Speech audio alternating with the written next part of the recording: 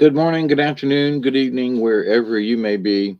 I am your humble host, Mr. David Null, also known as Hawkeye Two Feathers, and I can greet you with the love and the honor of the infinite creator. And I do continue to pray that each and every day that each and every one of you will continue to learn to accept and receive the knowledge, the healing, the wisdom, and the many blessings in the universe. And I say good morning to you all. We're finally Well, it's almost 1 o'clock. Dominique and Joe, how are you? We're finally past the voter day. I went in and did my civic duty at about 3:30 this afternoon. Only took me a couple of minutes. At the moment, um, the hey, Miss Pearl, how are you? And also to you, Miss Michelle. Let's see, where was my election results? Um,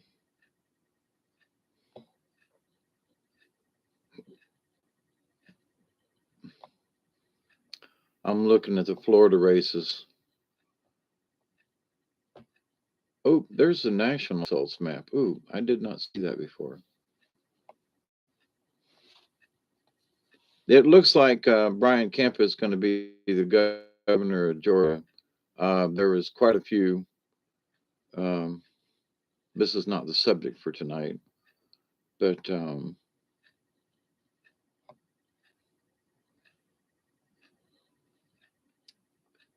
they have picked Brian Kemp as the winner with 95% of the votes for the state of Georgia, with 2,052,000 votes against 1,761,000. So lost by a good 300,000 votes to Stacey Abrams. Um,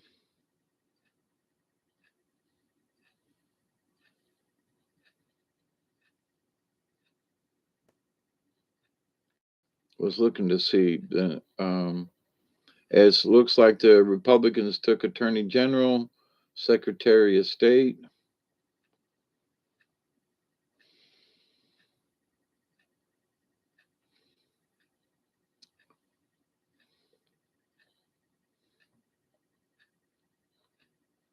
Um,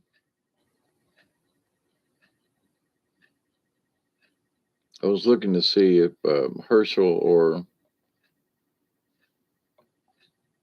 oh boy, there's a contention. Ralph Warnock and Herschel Walker, they're like 49.4 and 48.5. There's less than 30,000 votes, with Raphael, the Democrat, holding the lead at the moment with 95% of the vote counted. So it looks like he's going to stay there and Herschel's going to walk. But anyway, but enough of that. So, yeah, it's just down the road. Me and Duggar took a ride down. And will it be any different with the Republicans? Only in some of this stuff, you know. Um, I'm just, you know, relieving a sigh of relief just to not have to hear any more of these god dog commercials or to get any more stuff in the mail. You know what I mean?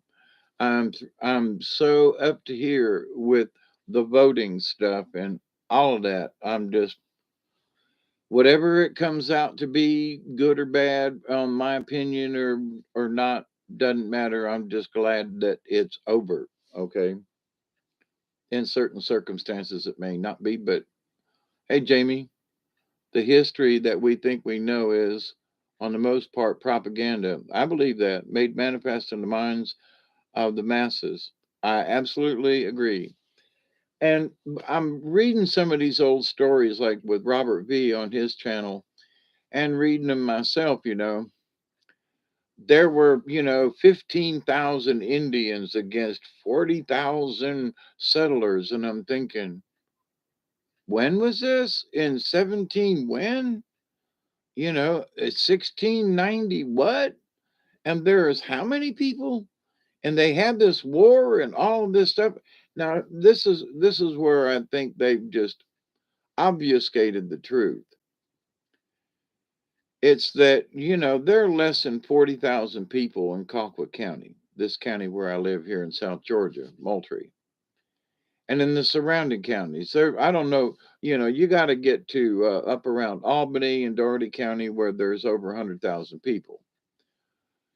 Now, it's a big city, and 100,000 people, it takes a large area. It takes a bunch of stuff to feed these people. So when they say there was 100,000 Native Americans living in a certain area, I cringe and go, you can't be serious.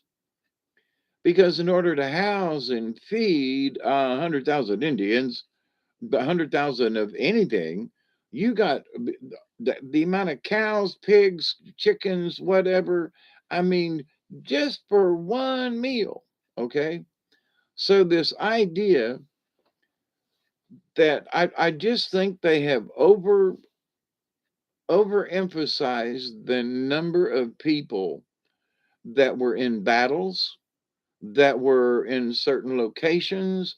I mean, and the reason I say that is because it would be hard to house, feed, clothe, whatever, that many people nowadays. It was difficult in the Civil War, but there were trains and there were with carts and provisions. There were farms in the north and the south that were, sending food off to the soldiers. And I mean, now here's Native Americans and the French and some English, and there's supposed to be thousands of these people fighting and warring and everything. And I'm just saying, I think that maybe some of them numbers, 10,000 Indians showed up. Really? Who was feeding these 10,000 Indians? 10,000 Indians. I mean, you know how many deer that is? You know how much fat back pork, whatever, you know what it takes to feed? I mean, come on now. So, but the history is because these people wrote it down. Now, I'm not trying to say that there wasn't massacres and there weren't large numbers of people killed. That ain't my point. I just absolutely believe that they have shuck and jived the numbers of people that were at certain events, um, at the moment, I can't think of one. I was now by the time the 1800s came, if they said that there was 1,000 people slaughtered, then they probably counted them. But in the 1600s, there was just a bunch of killing going on in the woods, all up and down the East Coast with Indians and settlers and so forth, and between Indians. And so the amount of people that they would have killed and otherwise is just, the numbers are just, to me, are too high. So they estimate the number of Native American Indians and certain tribes and stuff at certain times, throughout history. And then they talk about the wars between the Indians and the white settlers. And you go, wait a minute, I thought there was only 10,000 Indians that lived in Ohio at the time. I'm just making this up at the moment. But then you said there was 15,000 killed over 2 or 3 years of Indian wars. But if there was only 10,000, where did that other 5 grand come from? You know what I'm saying? And that means men, women, and children. That means grandma and grandpas. That means, so everybody was killed, but so the numbers don't add up. So the numbers of people that they estimated who lived in these areas, and then the estimated numbers of people, all these tribes came together and there was over 50,000 Indians and they warred against these guys and there were 40,000 settlers. And seriously? I mean, for the city of Moultrie, there's only like, I don't know, 10 or 15,000. And that's the whole city of Moultrie. Okay. uh, Today, and there's only like 35,000 residents in the county. Now there are a lot of neighborhoods and things, but to my point, it takes a lot of grocery stores. There's traffic in and out. There's a lot of industry. There's a lot of stuff to feed, house, and whatever these less than 40,000 people that live in this one county. So they're trying to say that there were 40,000 white people at this one settlement up in upstate New York, and that there were, all these thousands of Indians. Okay, seriously? Now my all my questioning goes back to whoever wrote it down. How many were there, John? Well, I don't know. Seemed like there was 40,000 of them sons of bitches running around. Well, there were 40,000 Indians present. No, that's not what I said. Wait a minute. But anyway,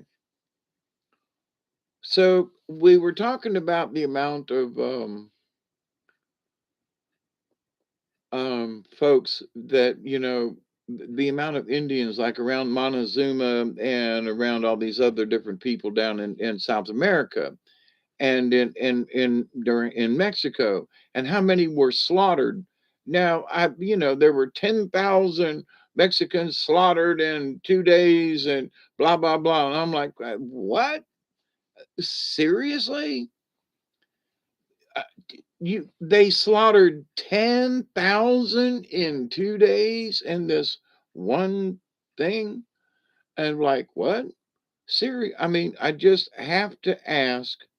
Good night, Jamie. Be safe. Hey, Isby. So I'm asking folks, like how many Egyptians did it take, and how many slaves were there during the Egyptian times?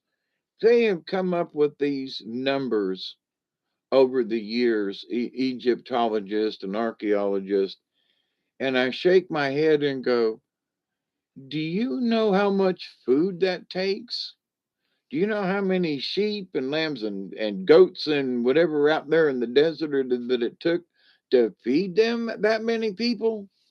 I mean, even if it was just a little paltry something, do you know? So my point is, I think these archaeologists and folks have just been, they don't know how many people lived in a certain spot.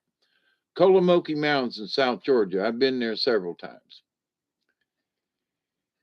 You look around and they say estimated how many thousands of Indians lived in that area back in the day. And I'm thinking to myself while I'm sitting up there on top of the mountain and surveying the area and going, I just don't see how 10,000 people could live here. How many deer and how the amount of food that it would take to feed the people that those 10,000 people. Could there be 1,000 people who have lived there? Well, okay, but 10,000 people, 10 to 15,000 people lived in this community over, and I'm thinking, what? I mean, there's not that many people hardly live in that county in Early County now, and you're trying to tell me that there were lived in this one spot near these mountains. I mean, I just, it boggles my mind that people would go, "Ooh, there used to be 100,000 Indians that lived around this area right here." I just don't believe it. I mean, they'd have to fish in the rivers. I mean, the amount of food that it would take. I'm just saying. Hey, Elderberry, how you doing?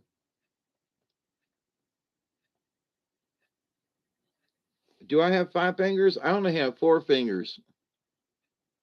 Actually, 8 and 2 thumbs. So all you 5 finger beings out there, hi y'all, and hi all you 4 finger beings as well. The wild stock they pile high, the indigenous. Hey Chloe, I just I think back when it was like 45 years ago around here, and how farmers were scrapping, and how I've had my own little garden spot, and how people have eked out little bits of living, and how much it takes to feed just a small family, right? When you got a garden spot, and with a tractor or a tiller or something, and fertilizers and things, and but to think back that how many thousands of people they claim lived in these particular areas, I just got to say, I'm sorry. I, I, I just don't agree with those numbers. I just don't, because of how difficult it would be for that many people to live and support each other. I'm just saying. Oh, the 500,000 people that lived in Mexico back in the day, and blah blah blah blah blah. And I'm like, seriously? I mean, there are 5 or 6 or 15 million people that live in Mexico City. It's like one of the biggest cities in the world. And and it takes a lot to get food in and out of that city. And that's today, but in the olden times when people barely had carts and buggies and things, I mean, horses didn't come into the Americas until the Spanish showed up, and them English folks brought horses over. But mostly the Spanish. But to the point about that though, so there is all. How did all these hundreds of thousands of people get here, along with hundreds and thousands of horses? Now they brought horses over and they bred them over here, and I could see after a few years that there were a bunch of horses. And but this idea that you know 100,000 horses were brought over from England and from Spain. What? I mean, think about the size of a horse. Put them on a boat for 2 months, because the average time at sea was 6 to 8 weeks. So 2 months at sea with a horse, with hay and the ocean sloshing, and. So I mean, but we got them over here. That's true. Um, but the idea, though, that somehow that the number of horses they brought over, I'm just saying, seriously? Now they do have ships manifest and things like that, but sometimes I think that the historians are just fudging the numbers. And so, you know, they fudge the numbers now about things that happened 20 years ago. I mean, oh, this many people died, and of course there's the thing about how many Jews died in during the Holocaust. Oh, well, there was no Holocaust. Oh, really? So those World War II pictures of all those dead people, whether they were Jews or not, all those dead people and those piles of bodies, I mean, that was all just fake back then. All those pictures were fake. All the concentration camps were fake. Well, they didn't really kill all that many people. Well, now there is, I gotta say this, that there is evidence that they have pushed the number of dead beyond that which was actually there. So there are numbers, and then there are the numbers. Oh, there were 10 million, 100 million Jews killed. Well, maybe not so many. Were there a bunch killed? Yes. Were there millions? Yes. But were the numbers, and there's evidence that they exaggerated the numbers to the high side. That there, how many people were there, and how many, oh, now they do have records, don't get me wrong. But so, but from some of the records that they found versus what history says were killed, that's my point. Oh, but there were 100 million killed. Well, maybe they were 10 million's a bunch, but 100 million? Let's back. I'm just saying, and I'm just throwing numbers out. Okay, I'm not. So there is evidence that a bunch of people died. That is absolutely true. They were mistreated. They were tortured. Absolutely. But to the high numbers that are being reported, just saying, not me, but other folks claim. So I think that, I've been to events personally in my lifetime where they said that, oh, there was, maybe 1,500 people there when there was probably 3 or 4 thousand, or maybe even closer to 5,000 people there. And because they didn't want to show how many folks were there. There was one time at a Colquitt County Commissioners meeting, there were hundreds of us there. And did the local newspaper the next day report that? No. It said a few Colquitt County citizens attended the meeting.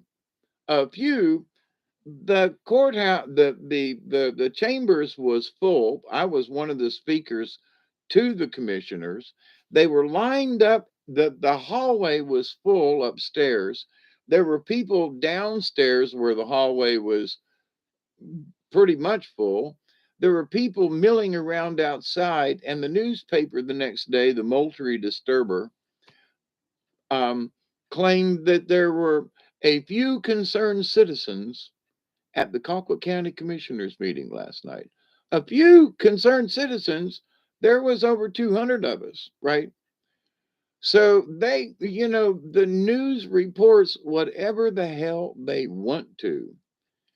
And like I said, I've been to events where they claim, oh, there were hundreds of people there. When you look around and go, and you count, and maybe 75, and you go, hundreds of people were there trying to claim the event was bigger than it actually was, more successful than it actually was. So I have seen personally, have been at events where the numbers have been lied to, one way or the other, just inaccurate. So the fact that they claim that all these particular people, and my curiosity is like, in 1694, there were how many people there? There were 10,000 Indians. What? How do you know who was there to count them 10,000 Indians? You know what I'm saying? So I know I'm badgering on about this, but it just kind of sort of this last few days and weeks and months of doing, you know, um, research on things, you hear these absurd numbers back in the day and go, really? I mean, really?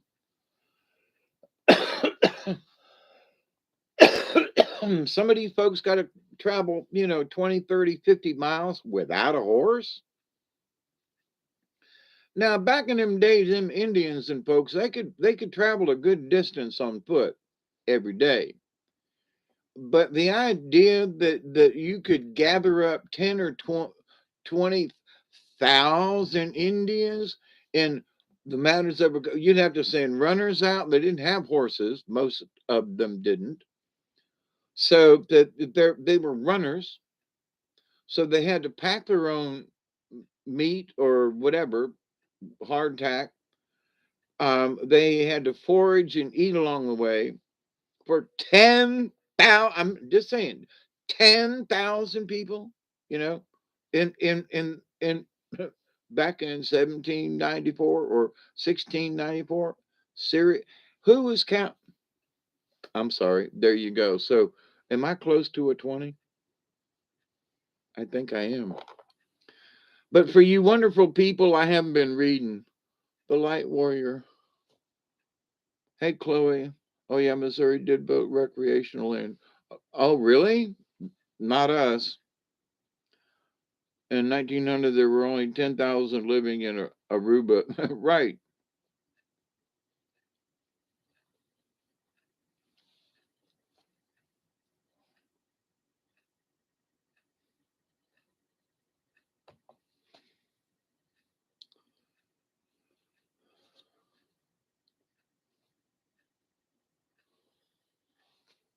Yeah, it's 118. Okay. Yeah, or you get used to eating, well, whatever fruits might be on the island, if they're, on the island and hasn't been washed off from hurricanes over the last however many years. But that basically you're surrounded by water, so there is fish. So may not be too many cows, so a steak might be out of the question. Um,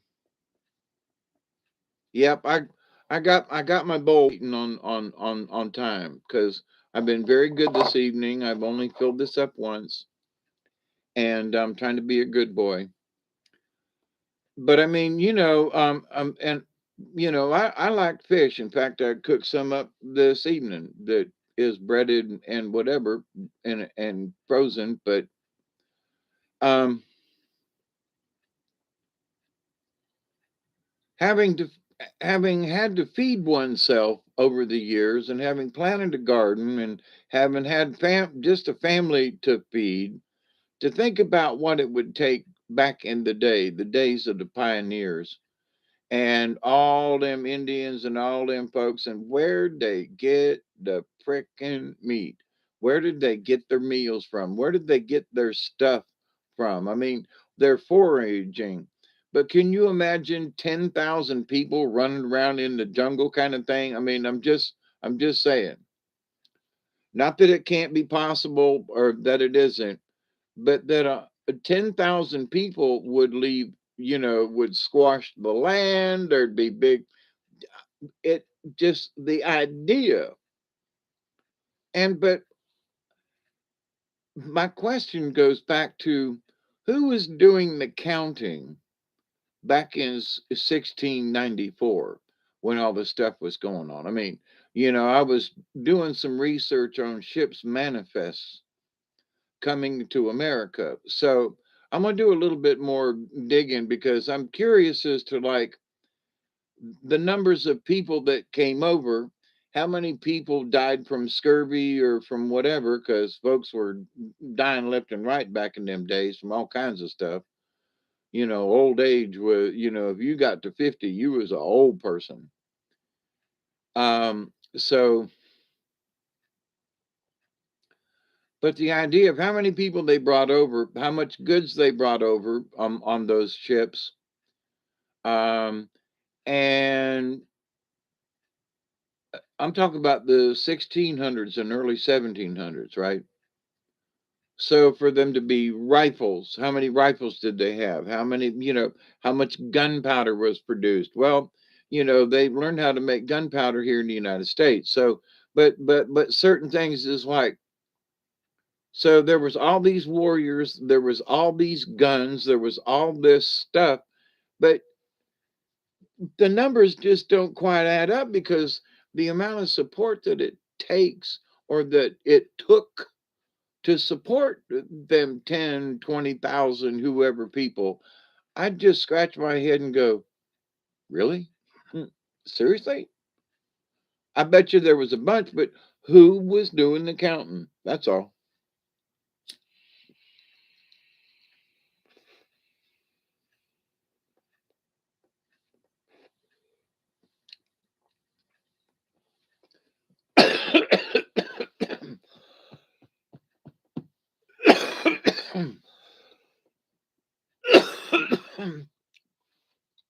Well, back in the Civil War, for example, when they said there was 10,000 men, they were counting, you know.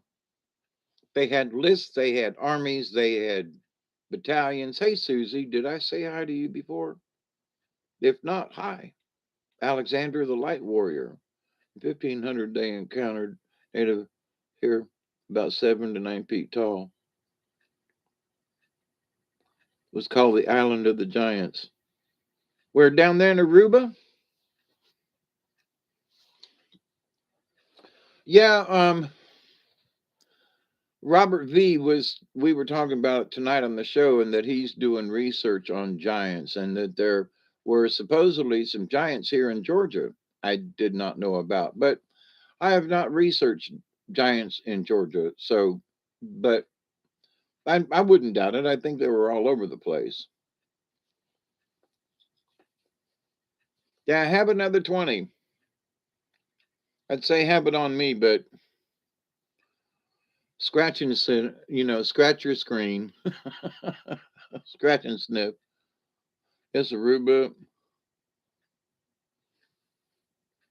the ABC Islands. Oh my God. You've been listening? Cool beans. It's good to see you all. And I do hope you all are doing well.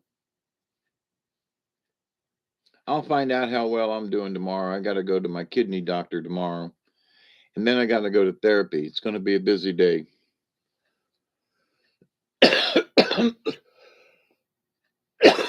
About 12 hours, actually. Yep. 12 hours. Yep. You don't know this, but you got me. I just realized it, maybe. Well, thank you, Dominic. That's a very nice compliment. Y'all people ground me as well.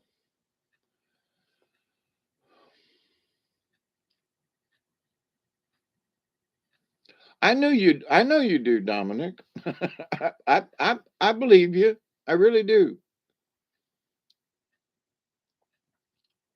In my life's journey, there's been some times it's like tonight. I got to get up tomorrow, but I don't have to get up till late. And it's like, well, do I really want to do a video? And I was like, but I've been doing it every Tuesday night after the show, and I am kind of wound up, and I really do have the.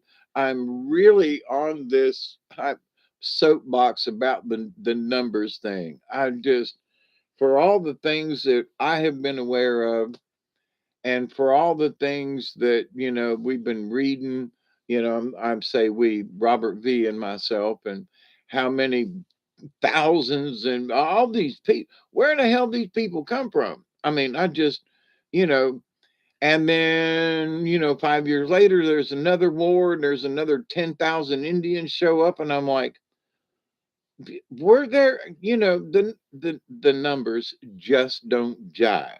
That's all I'm saying. That's all I'm saying.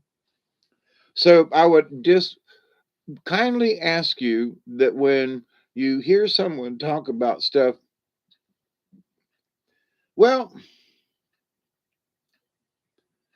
even back a couple of years when they were having, problems that I think it was in Missouri, somewhere over there, where they had shut down some towns, and there were BLMs and stuff and people, and they were talking about all these thousands of people that were there. And when you actually counted, there really weren't as many as they claimed that were there. And how many people were doing the rock throwing and all that kind of, you know what I mean? So they have umpty scrunched the numbers on a lot of stuff. I mean, just in probably your lifetime too. So, and you look and you go, I don't, like, ooh, look how many people voted for Joe Biden, right? Really? Seriously? Okay, we'll leave that one right there. But so I think history has obfuscated the numbers. Now, especially in the Americas.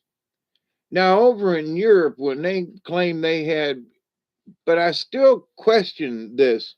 Genghis Khan had 100,000 troops. Do you know how many goats that is every day? Do you know how much food and how much water? I mean, just do you know? Can just stop and think. Genghis Khan had 100,000. Man, well, maybe he had 10,000. You know, I'm just saying.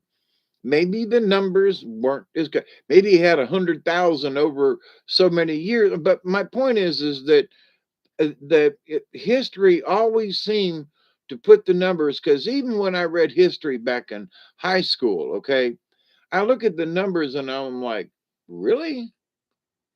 There were that many people? I mean, Oh, and they account and they see them all lined up, and the Huns against the these and the this against the that, and we're like, yeah, okay. It just seems too much, too many, because they want to make the winners look how many we fought off, or look how many were dead, and look how many were wrecked, look how much, because if you kill 100,000 men, then and grandma and grandpa are the only ones left, and the little kids are all killed and villages are burned, then how is that society continuing? Because in the next 5 years they do it all over again. I mean, it's just history. And 20 years later, there's another. Wait a minute, you killed off all the guys, so how could? And half of the women were killed. You went around and killed all the little kids. So, but now 20 years later, you got another 100,000 people. From where? You killed everybody off. You killed a whole generation off. They couldn't have grown. Where did the men go? Where was the procreation? Where did the kid? Where did these 100,000 people come? Men who went to battle. You know what I'm saying? The numbers just don't jive in history. I just say there were a bunch of guys that got together and went to war. You bet your ass. But was there 100,000 on one side? I'm just saying. Just asking.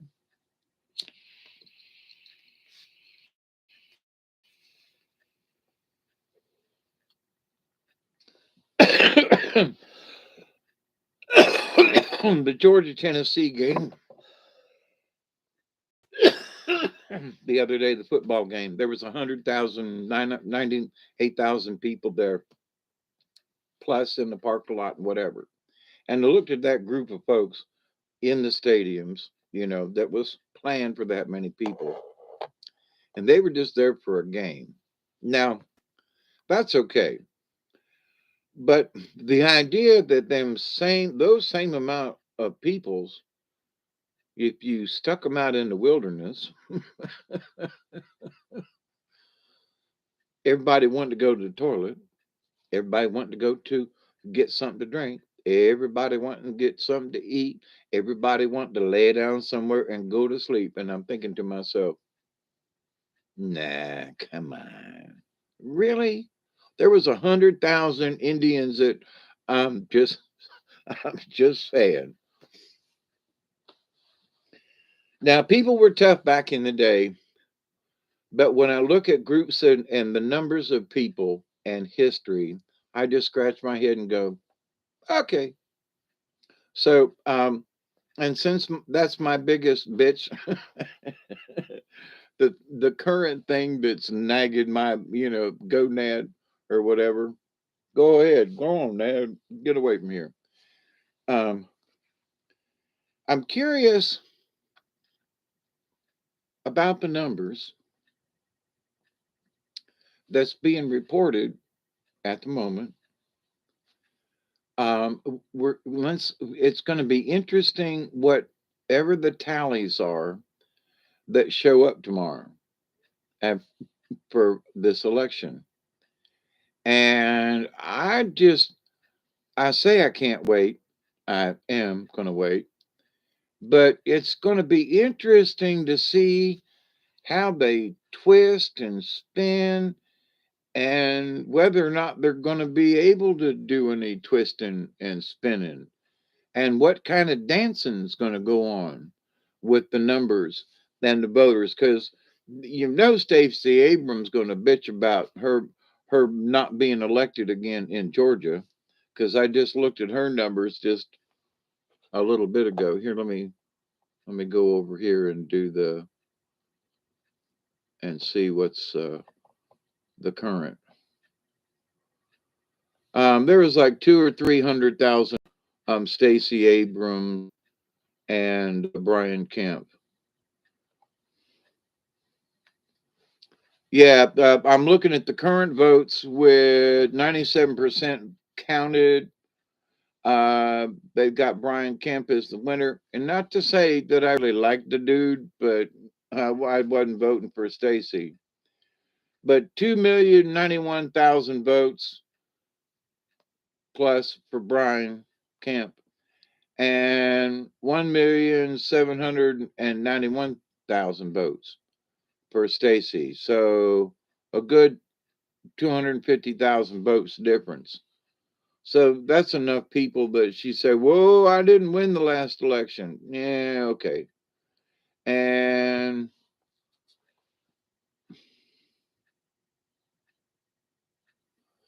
Herschel Walker and Raphael Warnock, it's 191,921,000 to 1,891,000. Now so that's almost 4 million people voted. You got 1,000,009 and 1,000,008. So I want to know how many people voted in the election. So there's two, three, it's almost not adding up. So it's almost like more people voted for Senate than they did for governor. But anyway, so it's going to be interesting to see what the numbers show. Oh, hey Steve, how you doing? I had switched screens for a minute.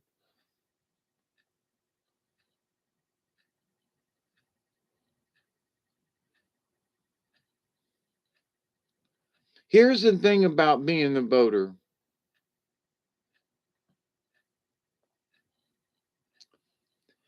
Years ago, when I lived in Florida before I moved up. Hey, Mr. Steve, how you doing?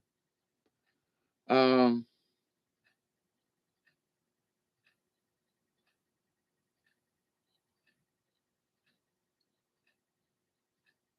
oh, you got to be careful what kind of leaves you use in the woods. Yeah.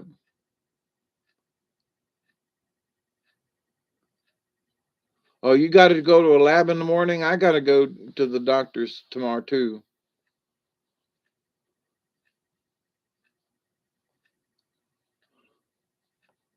The Rumsk. Hey, y'all, and hey, David Castle. Um, the thing about the voting, and I've told people this before. Listen,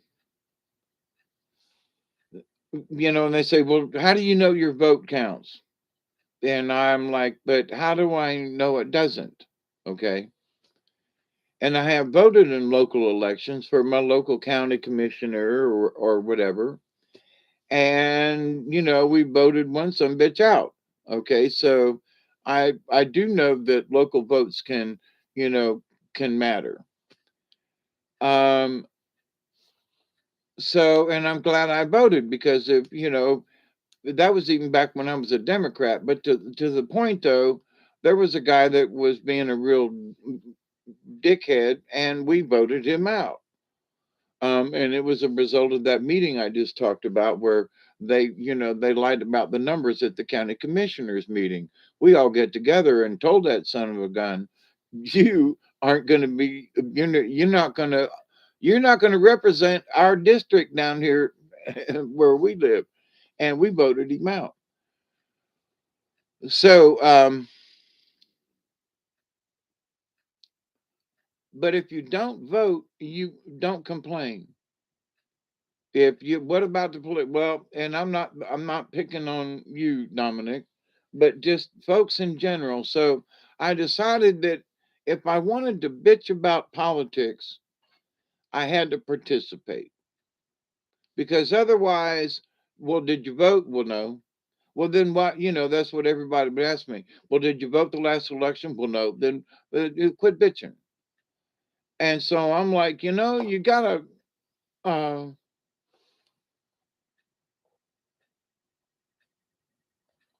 held for review. I have no idea. Oh, because you tried to type in shit. That is so crazy.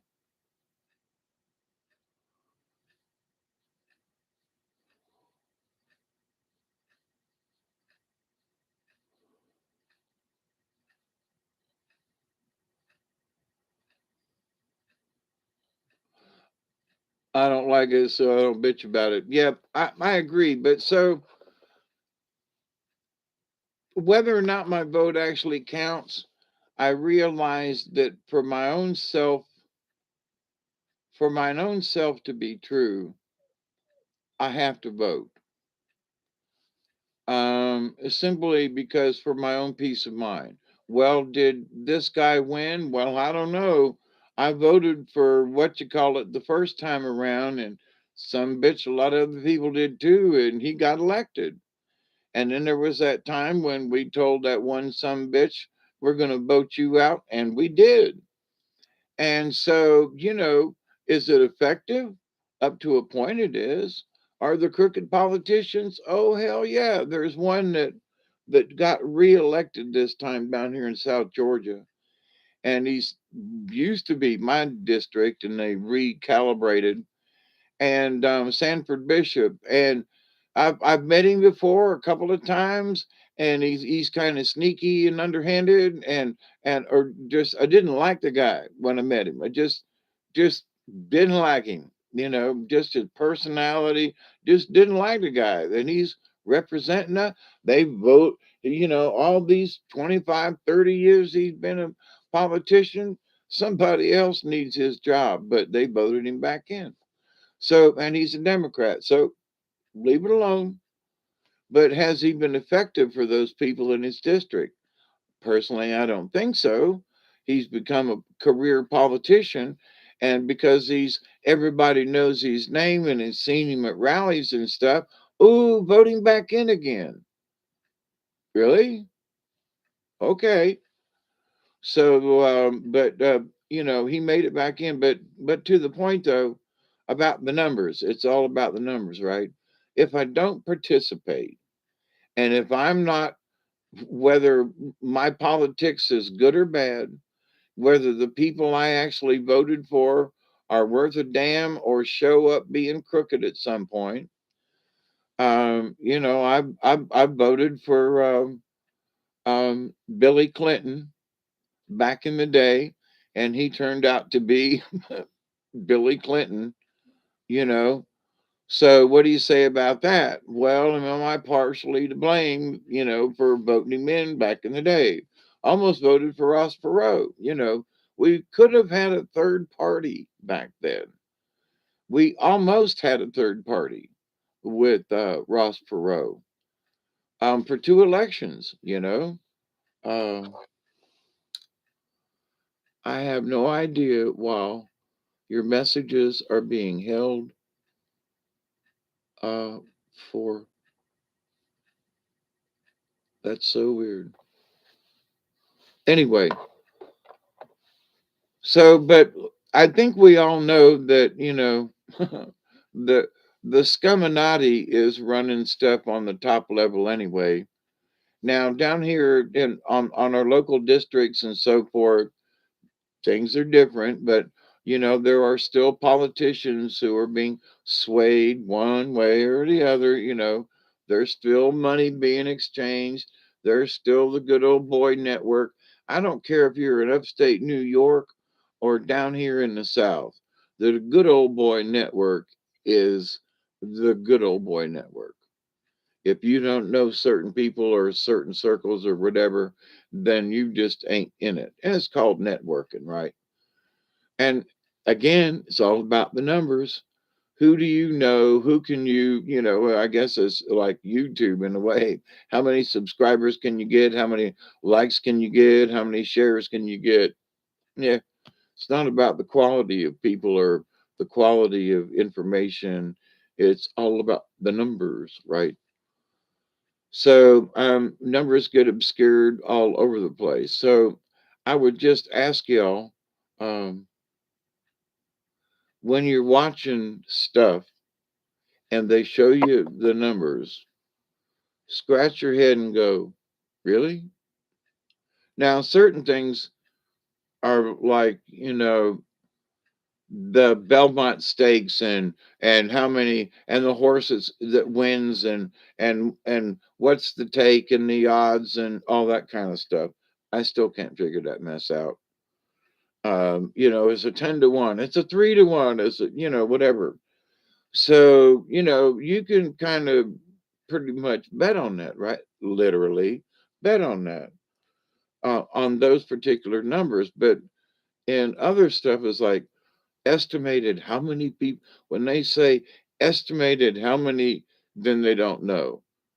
When you look at a full stadium and you know the capacity of the stadium, then you can say there were 100,000 people at the Georgia Tennessee game last weekend, because the stands were packed, and so you have a real number there. But when they estimate things of people in a crowd, I don't, they never get it right. They never get it right because like I said earlier on, that I've been at some of these events, and no, I mean, you could sit around and count people and go, no, there's more of us than 150. There's 300 of us easy. You can count 100. There's 150 people just over there. It was like the amount of people that showed up at the Hillary Clinton campaigns. They'd show all these people off in the corner, and then you'd zoom back and look at the whole auditorium, and there was nobody there, right? Remember that? Much like the Biden campaign. Of course, he didn't really campaign, but to the point, where was there were no crowds, but they made it look like all these people had come. So they obfuscate the numbers in a lot of different ways, you know. And so does has history done the same thing to us? And I would just say be cautious before you buy into the numbers in the books as to how many people or whatever in events other than, like, let's get up to speed. I mean, in the late 1700s, early 1800s, they started really counting things. When they rounded up all the Indians and took them on the Trail of Tears, they had a good idea how many, because they were lining them up and counting them. They knew how many soldiers there were because they sent out a battalion or a squad, or however many military, to do so so as history gets older, um, there were still more people died along the Trail of Tears than were reported. That was an underreported. Um,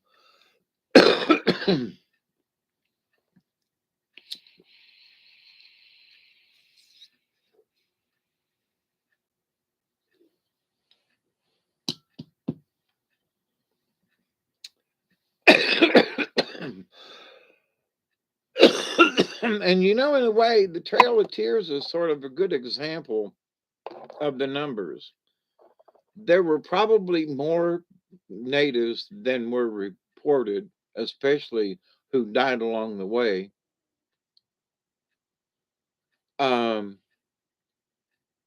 and how harsh the conditions were. So here's all these natives that they were moving on purpose. So if here's 100,000 of them up in North New York, warring against with the settlers, I gotta say, wait a minute. Look how many people, and look how much, and wait, can we think about these numbers, and that you could see them, and how much space they took up, how long the line was, how many people, and okay, upstate New York, where was all that? I'm just saying, you know. So the Trail of Tears, with how many people that were on it, and so forth, can give you an idea of what those numbers would look like. So, but upstate New York or over here, there was 10,000 of them doing this, and really, I'm just scratching my head, going, maybe we should rethink how many people there actually was, because the history has lied to us before, both up and down. So how many do we actually believe? You know what I mean? So, but anyway, so I got to get to bed. I do have a bunch of chores and things to do tomorrow, and doctors to see, and I have to go to therapy tomorrow for my exercises, which left me damn near paralyzed last week, man. Let me tell you, it was all I could do to walk Friday, Saturday, and Sunday. I was hobbling big time, and blame it on the exercises. But I'm trying to exercise more to try to stabilize my back, and my back my back is not hearing it. It ain't muscle. It's bone on nerve on spinal column, and I'm trying to convince these dadgum people, that that's what my problem is. But I got to go through all this torment in the meantime. But Robert V sent me this wonderful present of a deer cam, a trail cam, and I haven't been able to walk far enough to take it out to the woods and tie it to a tree, and that really kind of upsets me. You know what I mean? I'm like, come on, man, I got this really cool thing, and I can't walk back there to put it on. I can't walk that far. So yesterday was better. Today was even better. Me and Duggar went, to the boat and got in the truck and went down the road and all. And I'm I am walking better. In fact, I got to go let him in. I didn't make it to the voter building, unfortunate. I'm not gonna pick on anybody that doesn't vote, or their their politics is that, I know folks who go, my vote never counts, and I'm just not going to pay attention. I'm like, okay, but at the same time, don't, you know get all bitchy and everything to me about how this candidate or that one, if we're not going to participate, then just, you can still say, well, I don't like this guy's politics, but you know I've seen some of these people blah blah blah. I'm like, but then vote. Oh, but it doesn't do any good. Well, then, you know. So for them folks who want to blame it but won't participate, that's okay. And I'm not talking about you, Dominic, or anybody else in particular. But because it doesn't really matter to me, because I've made up my mind a bunch of years ago. As soon as I was allowed to vote and that I could participate, um, even when they took my driver's license and all my privileges, and I was, arrested as a felon, and they were supposed to have taken away all my rights, I still voted. They were supposed to have pulled my voting rights. I still voted. I was on probation twice. I still voted through my probation. I still can't own a gun, or I could if I went through a bunch of hassle, but to the point, felony, gun owning, blah blah blah, but I still retain could still vote. And I thought to myself, okay, so take away my gun right, all right, but I can still vote. And one of these days, maybe my vote will catch up, and you know. So they passed a law years ago um, that if you had committed a nonviolent felony, that I can go and apply for a um, uh, what a dispensation, something anyway, so that I could legally get a gun. Now, I'm not really into any kind of firearms, really, but a shotgun or a rifle. I've got my air rifles, and I'm really satisfied with them, but you can't shoot a deer with them, you know? So it'd be really nice to be able to have a gun big enough to be able to drop a deer if I need to. And, or for self protection, well, okay. Um,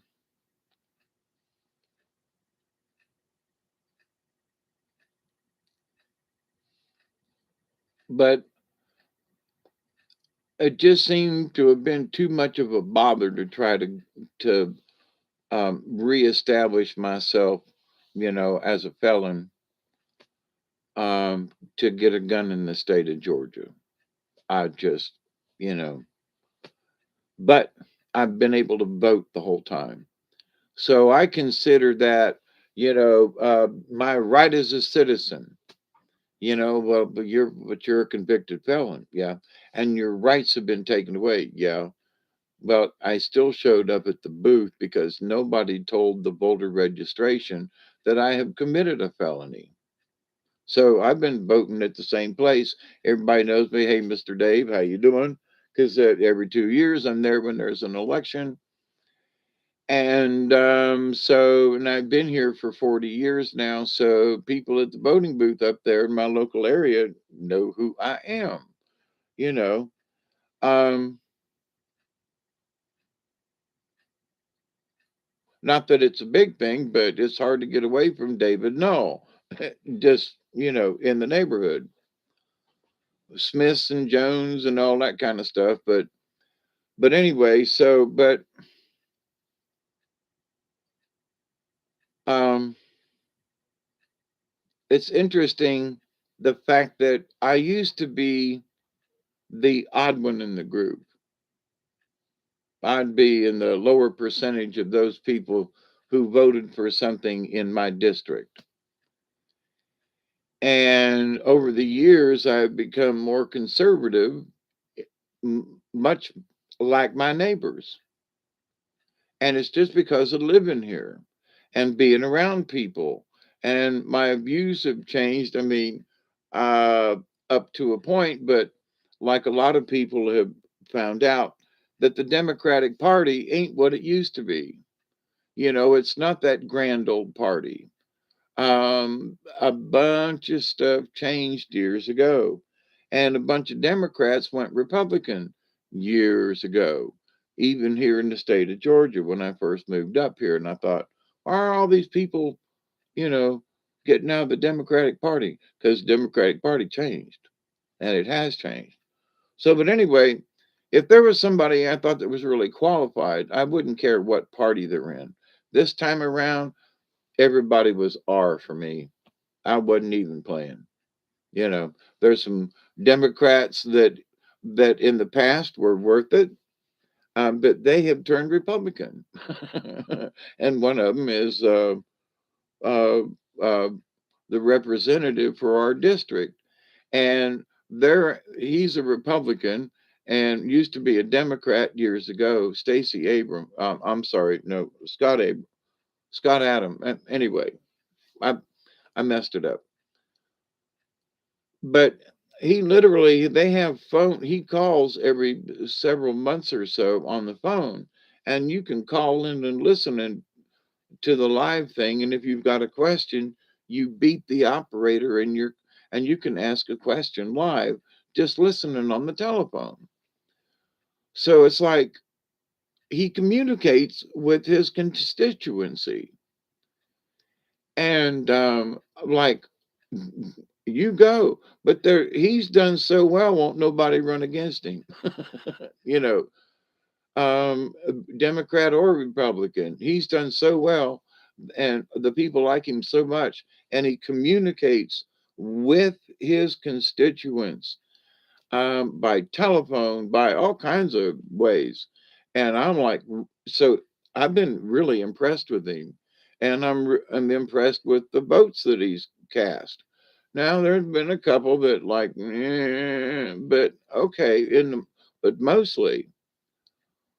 So, but it's the communication that he has with the voters in his district that has impressed me so much. But anyway, so it's been an hour, and I'm gonna do one more, adios with you. You will get 20 about early and send it back.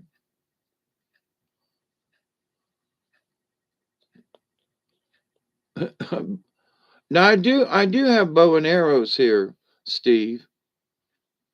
I've got a compound bow. I'm sorry, no, a recurve bow and a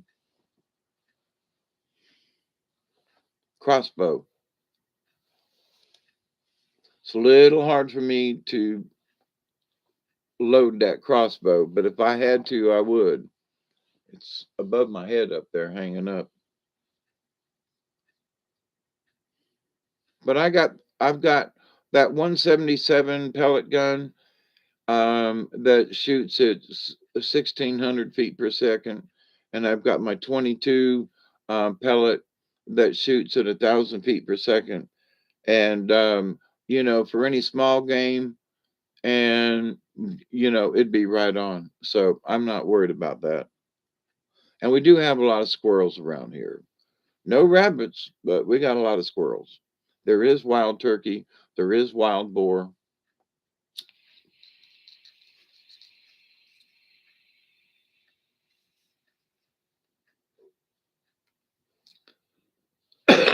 Ain't as many raccoon as there used to be.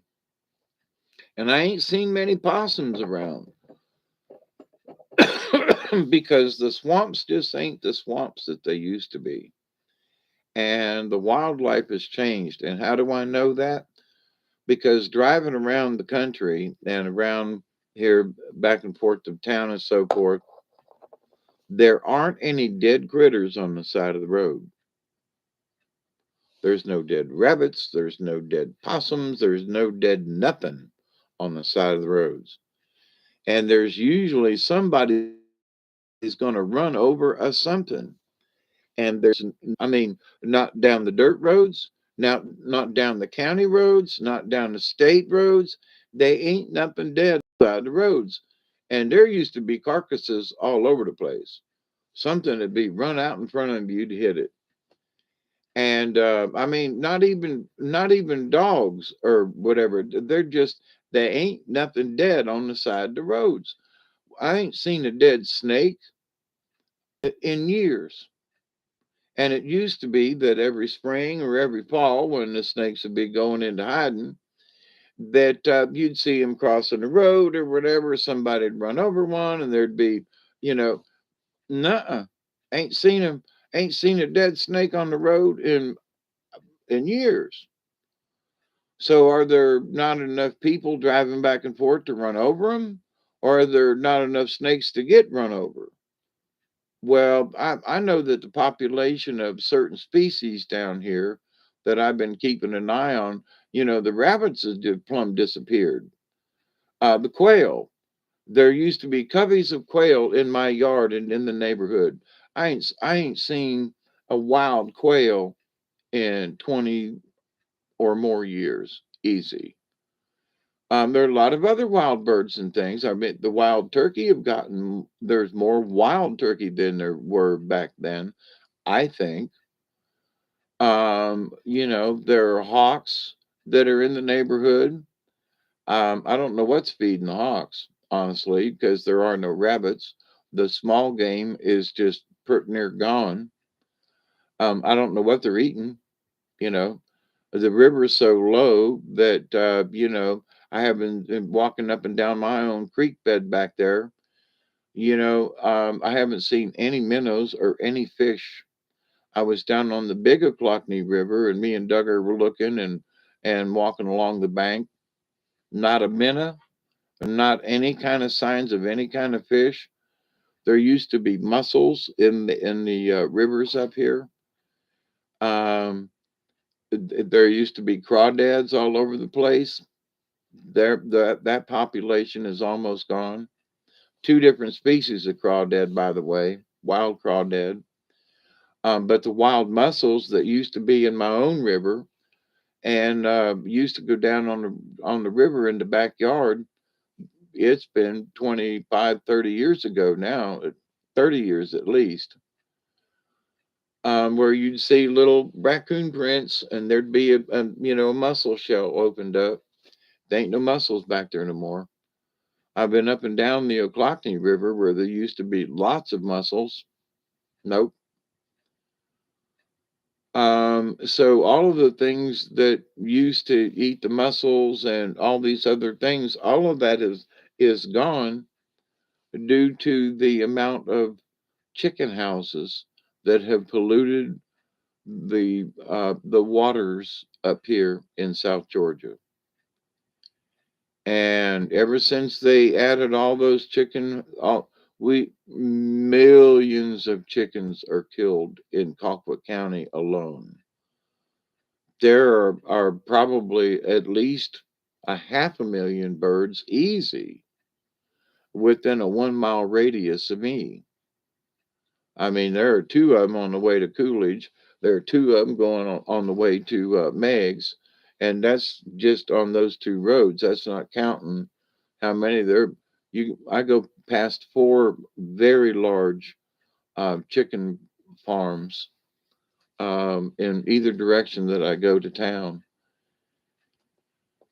That's in within 6 miles of either in one direction, and but the amount of chicken waste and other things that end up in the rivers has just killed the wildlife. And, there we go. Let's go by the numbers. The higher the numbers went up as far as the chickens and the production around here. Now it's big business, but as far as how many fish are you going to get out of the Ochlockonee River now that you used to do, I don't see fish in the Ochlockonee River anymore. And they used to just glide over them, schools of bass, three, 4, 5 pounders easy in twos and threes. And you'd go through with your canoe and you'd scare them up. You could literally look down in the river and see them swimming. Not anymore. So, and it's not because it's overfished, it's because of the production of the chickens. It's still by the numbers. And so the history of fishing in South Georgia is being skewed. You following me? Oh, well, the fish haven't really declined and the wildlife hasn't declined. Nobody's talking about the numbers. You hear me? About what's going on in South Georgia. Because if they did, it would freak people out. To the fishermen and whatever, they just go, it was a bad day. Well, but it used to be able to catch something, you know. Now you don't even see minnows. Now you don't, and the only fish in the river are alligator gar, which are like taking over everything, and just invasive species and okay, it's all about the numbers. It's all about who's getting them or who ain't reporting it. Because now that I have been a valid fisherman license thing, and especially since I'm a senior in the state of Georgia, it's $8 a year or whatever it is, or but I get to hunt and fish, go anywhere I want on any state property with my little card, and I'm good, you know.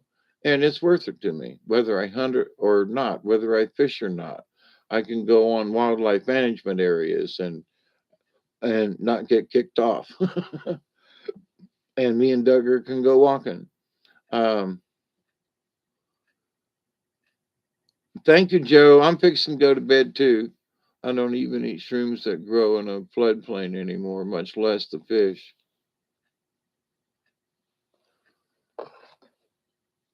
Yeah, it's not that the water's dirty. It's that the what has ended up in the watersheds has sucked the oxygen out of the water, so that it's oxygen depletion.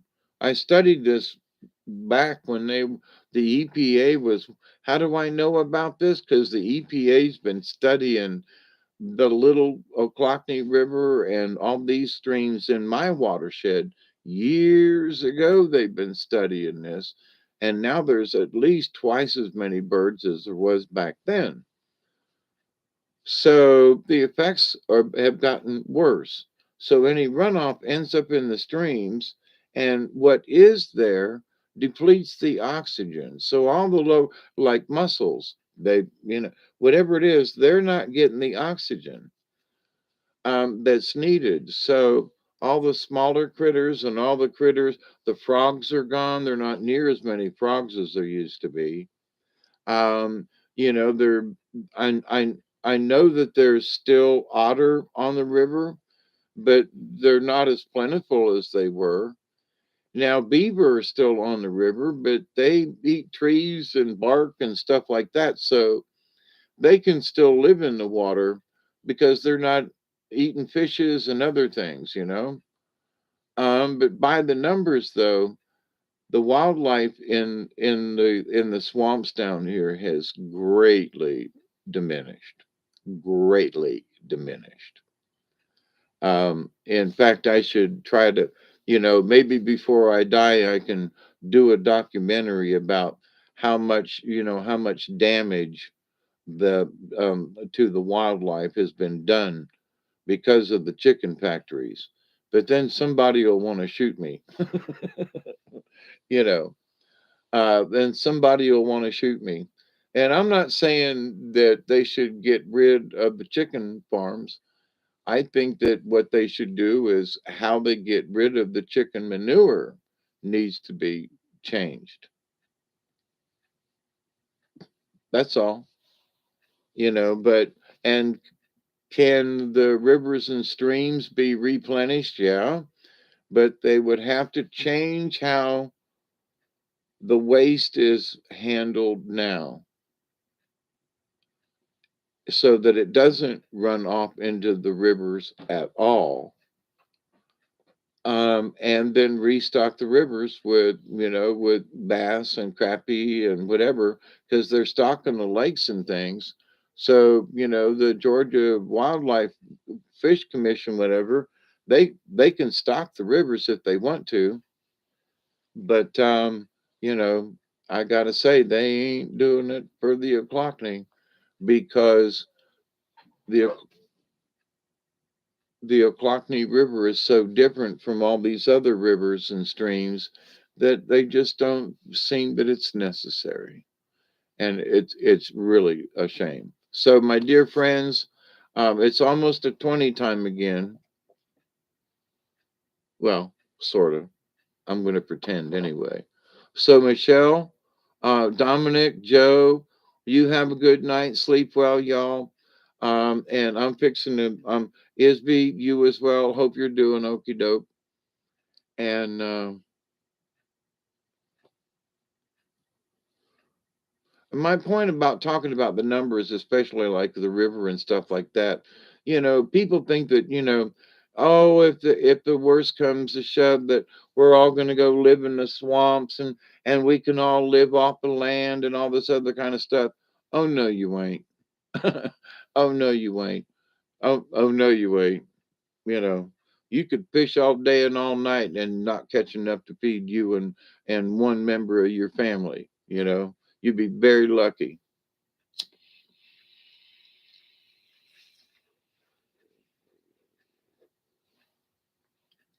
People used to go coon hunting around here. They had coon dogs, and you could hear them hollering and all the coon dog.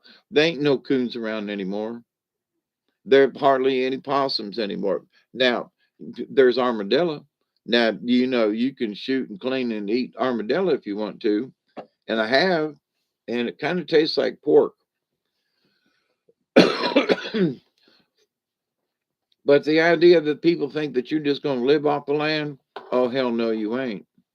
No, you ain't. Not in this day and age. And I've been to other places too, and other rivers, and I've seen how polluted other rivers and streams are. And folks think, well, I'm going to go fishing, go right ahead. There ain't nothing in the river. And then you got a question as to whether or not the fish is any good to eat. That's the other side of that coin. But the idea, though, that somehow it's just we're all going to live off the land. No, you ain't. No, you ain't. Not in this day and age. And if you can't do it now, especially even with all the agriculture and all the wildlife management and everything. Now there are some areas that are better than others, But I mean, there's a lot of deer around here. I mean, I'm hopefully I'm going to catch some on this deer cam thing in my backyard. But I've been deer corn feeding them, and they've been eating it right on up. And I can see the signs, I can see their tracks, and so I know they're coming through. So if I had to, I could go down there and set up and shoot one. All right. I have gutted and cleaned and skinned deer before. I've not shot one myself, but I'm not interested in gutting and cleaning the deer. Okay. Just don't want to do it. All right. Now, if I was starving to death and everything, and it was me and the dog and the cats, and I needed to take care of business, I'd be down there. I would do it. Okay. The reason I gutted deer and skinned them before was because if I ever had to do it, I wanted to know that I could do it. And so I proved to myself that I can. I would just rather not. But if it comes to starving, I'll shoot one and I'll gut it. You know, I'll hang it up. I'll do it, and I got all the tools to do it with. So, but small game that used to be very plentiful. There used to be rabbits and different. There used to be a lot of dove around. Now we do have squirrels back there in the woods, and a lot of acorns to feed them with. So, but they're not overly, you know, there's not an overabundance, but there are squirrels and squirrel hunting stuff, by the way. But and you can only have so many squirrels. If there's 20 squirrels in the backyard, and I get one squirrel a week, for example, just to make me a squirrel stew that'll kind of get me by. Um, that's only 20 weeks of food, which that's at 4, 8, 16. That's wait 3, 4 months of food if I go out and shoot squirrels. And and if I'm really hungry and I eat two a week, well, that's going to be 20 squirrels in my neighborhood. um, then I'm going to bleed them 20 squirrels pretty quick. And if somebody else is hungry and they squirrel hunting, then them numbers going to go down quick. And then after a very short time, there ain't going to be no squirrels. So then what any of us going to eat? You know what I mean? I mean, so the numbers on all kinds of things, not just in history, but also in the numbers of wildlife that there actually is, the number of people who might get hungry and we all go looking for the same thing. I mean, I'm just saying, so them numbers are there. When I first looked at this piece of land down here, I looked at how many people there were in a 1 square mile, and how many people per square mile and per square acre or whatever, for Colquitt County. And for this end of Colquitt County, there's a lot of plantations around me, and there are not many people per square mile in my area. So there is more area for wildlife with fewer people to encroach upon it, but with fewer wildlife to begin with. Even for those of us who are here, if we had to try to, quote, live off the land, it would be very, very difficult. Much harder than it was 40 years ago when I first moved here. So the numbers about things, the numbers of fish, the numbers of birds, the numbers of wildlife, the numbers of, just saying, has all been, yeah, I mean, I love to just, when they coon hunted around here and up and down the river, man, just listening to the dogs running up and down the river. Oh, oh, oh, and you could hear the different bays and going coon hunting with some of these old timers. And they say, well, what you like best about coon hunting? They say, well, the best thing about coon hunting is getting away from the old lady. The second thing about coon hunting is that I get to sit down here and drink some shine.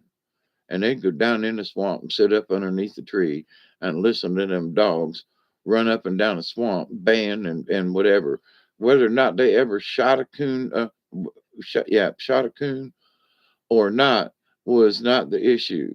They went down with their buddies down in the swamps to drink some moonshine or some Jack Daniels or whatever and get away from the old lady for the night. And there were times when, that they would fall asleep down there in the swamp and wouldn't come out until the morning.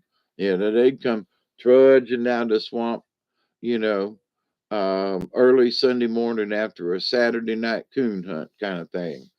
And there was a lot of women who would, nah, you can coon hunt on Friday night, but you ain't gonna coon hunt on no Saturday night. And then there was a mempoke who said, I'm too tired on Friday night to go coon hunting. So I'm gonna go coon hunting on Saturday night. I don't care about Sunday. I'm going coon hunting Saturday night. And I mean, I knowed folks and who had big coon, raised coon hounds. And they just don't do it around here anymore. It's almost like around here, it's a gone tradition. So, but anyway, yeah, coon hunting. It used to be a lot of fun. And y'all still hanging with me? All right. It is a 20. Oh, it sure is. 2:20. All right. So one more time, my dog is really pissed at me because I let him out before I started this, and I've been here an hour and 26 minutes. So cheers, everybody.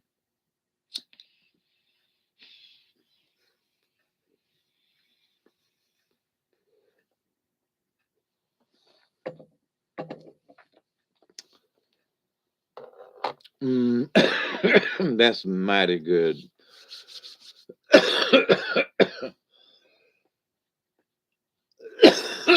I got to get to bed. I love you all. Please be safe. Take care of yourself. And as always, I continue to pray that each and every day, that each and every one of you will continue to learn how to accept and receive the knowledge, the healing, the wisdom, and the many blessings that is out there running around in the universe. And as Duggar and me continue to pray each day when we go outside and run around in the yard, which has been more him than me lately in the running part, we continue to pray that each and every day, that each and every one of you will continue to learn how to accept and receive the knowledge, the healing, the wisdom, and the many blessings that are out there in the universe. And then in that law of three, which I do believe is important to you and me, I continue to pray that each and every day, that each and every one of you, your friends, your family, and all of your relations will continue to learn how to accept and receive the knowledge, the healing, the wisdom, and the many blessings in the universe. So please be safe, and until next time, Ween, be safe. Thank you, Bob. There's been a little jerkiness and a little this and that, but we appreciate it. And until next time, TTFN, ta ta for now, friends. TTFNF. Anyway, I love you all. Please be safe and, you know, smile at your neighbor. Cheers, everybody. We're going to get through this. It's going to be an interesting tomorrow. We'll see you soon.